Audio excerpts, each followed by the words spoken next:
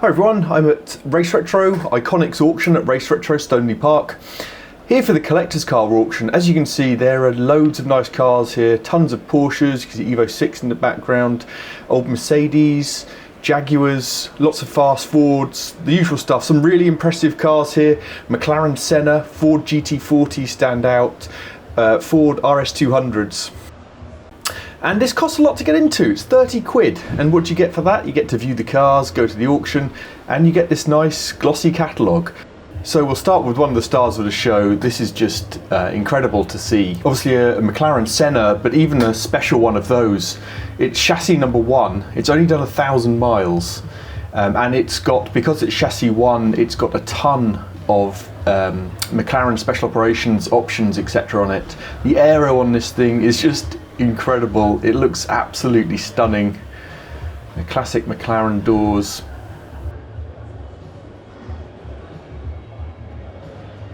And so lightweight this. I think it was 1,200 kilos dry. I think these seats, for example, weigh 3-point-something kilograms. I mean, it's just insane. The level of engineering in this. And the aero, look at this rear wing.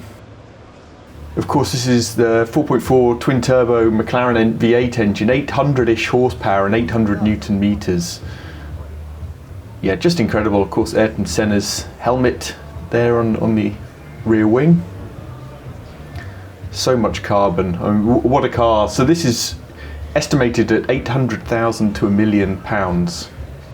And on to possibly my favourite car here, actually, Ford GT. This is a heritage edition, so one of 50 and only 2 that came to the UK. I haven't seen one of these in the flesh for ages, and I forgot how incredible they look in the flesh. I'm not sure how well it comes out on camera, but the colour really does wonders for it, and just the design. So unusual, this shape of it. Of course, these were V6 twin turbo, 660 horsepower in this edition. This has only done 3,000 miles, so super low miles. It says it's no reserve on the catalogue. I'm not quite sure about that, but this rear view, I mean, that is unique and spectacular. I absolutely love this. I have to apologise at this point. There's very bad light in here, so I think the camera work's been quite difficult. Another of my favourites, the old Mercedes SLs. This is 1960 100 SL. It looks in absolutely fantastic condition, I have to say. So these were only the 4-cylinder engine. Perhaps the 6 cylinders later were more desirable. But yeah, just spectacular condition throughout, inside as well. Look at this, it's just beautiful, absolutely beautiful. And the hood is perfect. And the 190 SL guided at 75 to 85,000 pounds.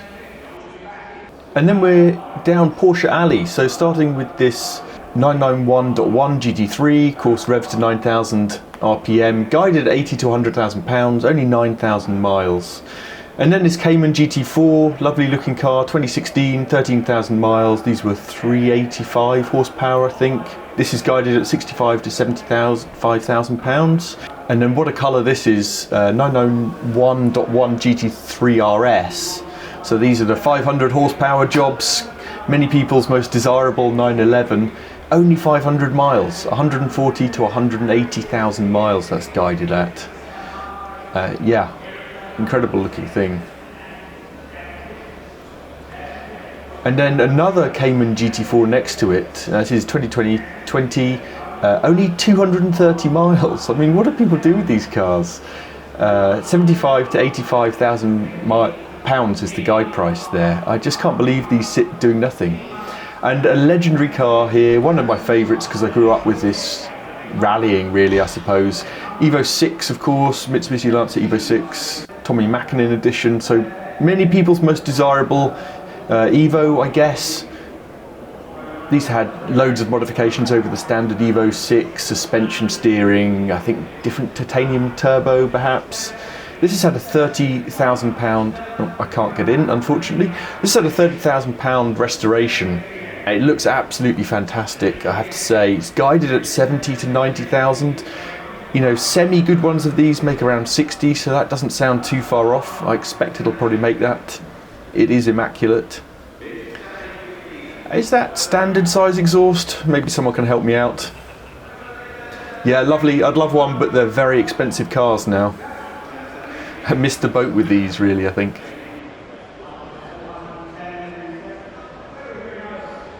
And then this is amazing car. I don't see these very often at all. Like, this is a Group B spec Metro 6R4. That's actually featured in another video with race cars of mine, but here we're here to look at these RS200s. So 2 Ford RS200Ss. So really rare to see two. These are Group B rallying mid-80s cars.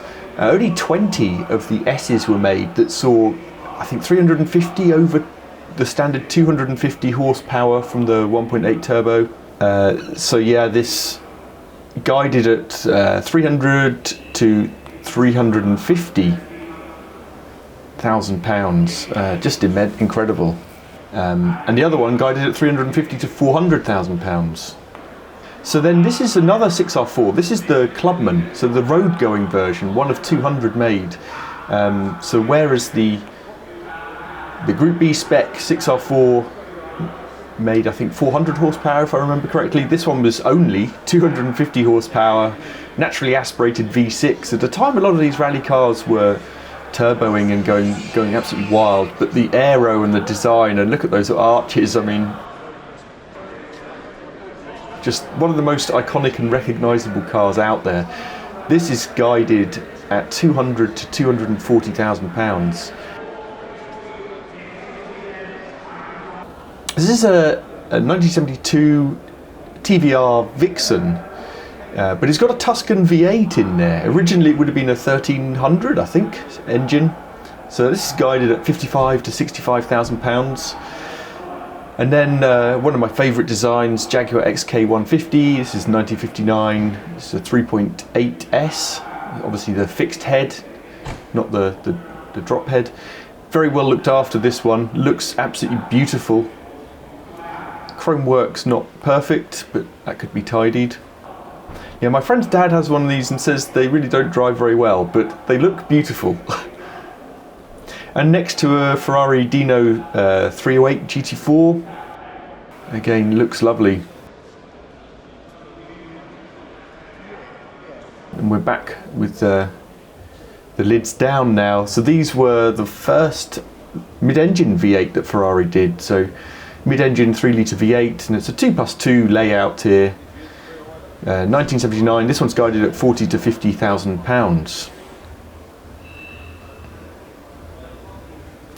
Bit of a black hole, but looks in excellent condition in there as well. And then we've got a 1977 Alfa Romeo GT 1600 Junior Coupe in a lovely colour. That's guided 22 to 28,000 pounds.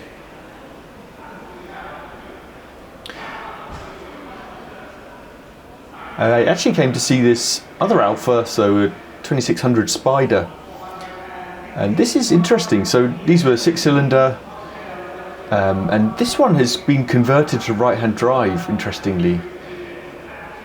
Just a beautiful design, and this one is in wonderful condition. It's guided at 65 to 75,000 pounds. Yeah, it's immaculate, I have to say. Really beautiful. And this is an unusual car I know really very little about, I have to say. 1964 Porsche 356 Outlaw. I don't know a lot about them, so help me out. I do know that it had a build cost of 130,000 pounds. And then we've got a Focus RS, Mark III RS here, 2017, with only 4,000 miles on the clock, guided at 32 to 36,000 pounds. And next to it is a 2008, obviously Land Rover Defender 90, so this would have been the Puma engine, fully restored, 32,000 miles, guided around 28,000 pounds, which seems really reasonable. I've looked around, they look in excellent condition. And then we've got two here, restored 1996 300 TDIs, heritage tributes. Quite high mileage, both around 100,000 miles. I don't quite get these being guided at 26 to 36,000 pounds. I mean, they're very nice, they're immaculate underneath, but yeah, I prefer them looking rough and ready this age Land Rover. So this lovely Escort is actually in the race car auction, but this one, one of many, well, quite a few anyway, Escort, Mark 1 Escort Mexicos here. Just looking at this one because it's the right colour for me. Lovely looking things. Yeah, guided at 35 to 40,000 pounds, which seems a fair price given what these go for. Looks great condition, I have to say. And I've really been drawn to this. I'm not a huge Porsche fan, but this Targa, this is a 1982 911 SC Targa, and I love it. I think it's in part because it's a Targa, in part the colour, but it's the colour, but also the interior, which is really distinctive. I just love it because it's, I suppose, epitome of the 80s cars. You know, these aren't that quick, I think 180 horsepower or something, but I expect this will sell because it's kind of pretty rare to see these Targas guided at 45 to 55. Mark 4 Supra, I love these. Obviously the famous 2JZ, this is twin turbo with the manual box, so the only one I'd get. Loads of mods on this. And it's next to another Mark 4 Supra. That one's an auto, so personally I wouldn't touch that. Yeah, it doesn't say exactly what power this is running. It's had a load of aesthetic and performance mods, so I expect it's running fairly reasonable power. I think there were 320-ish as standard. And this one's guided 40 to 50, sorry. I expect it'll sell for that. They're really desirable.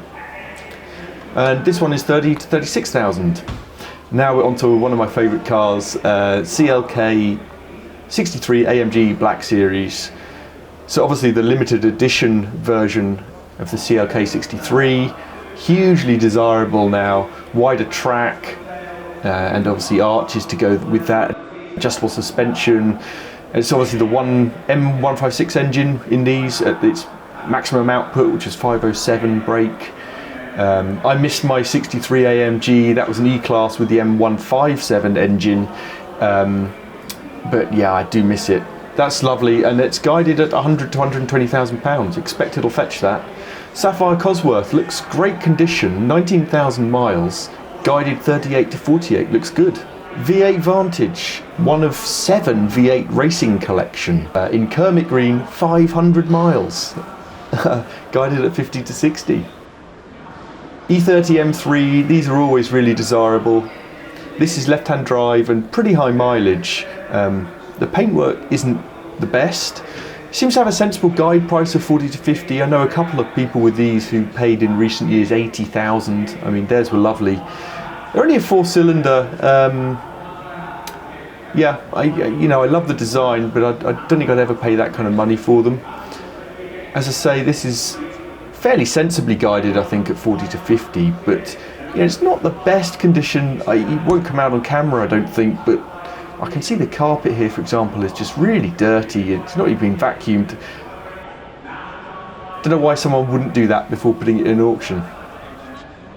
This is amazing. I love this RS 500. So obviously one of only 500. Cosworths in 1987. This one RS 500 Cosworths. It's the ultimate Cosy, I suppose, in many people's eyes. Yeah, this is beautiful condition. Guided 85 to 100, I'm sure it'll make that. There's such a strong market for these.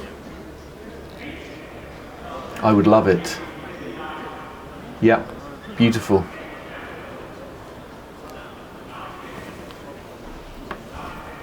And this is a RS Replica, which is an interesting car. 60 grand on the restoration, and the guide price only 70 to 80,000. And 911 930 turbo here. One of my favourite eras of Porsches, actually. Love those wide arches. Guided at 90 to 105,000 pounds. Yeah, great era for Porsche. Now this is one of the most expensive cars here, I suspect. It's 2000 Subaru Impreza ProDrive P25, so very limited edition. I think these cost $500,000 when they were new in 2000. 440 horsepower, loads of mod, it's lighter, it handles better, sequential box, basically the best Impreza you can buy. I expect this is going to fetch $500,000 easily now. Can't get in, unfortunately. Super rare car though, don't see these for sale. DBS Superleggera. This is a 007 edition, only 2,500 miles, one of 25 007 editions. So of course this is the twin turbo V12, just over 700 horsepower. So Escort RS2000 Mark II here. These ran a 2-litre Pinto, of course. Lovely example, 60 to 70 guide price on that.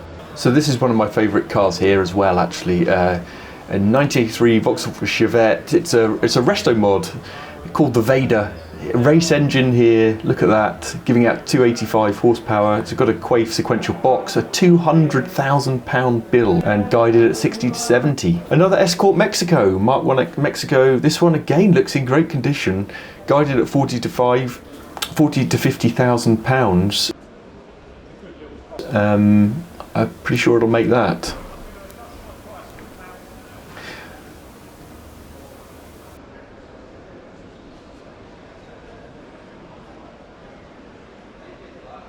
Yeah, another beautiful car. And next to a lovely little XR2, so I learnt to drive in a Mark II Fiesta, so I always love these. No reserve and one keeper. The paintwork's not the best, but you know, it's no reserve, so you can't argue. I think that's an aftermarket exhaust.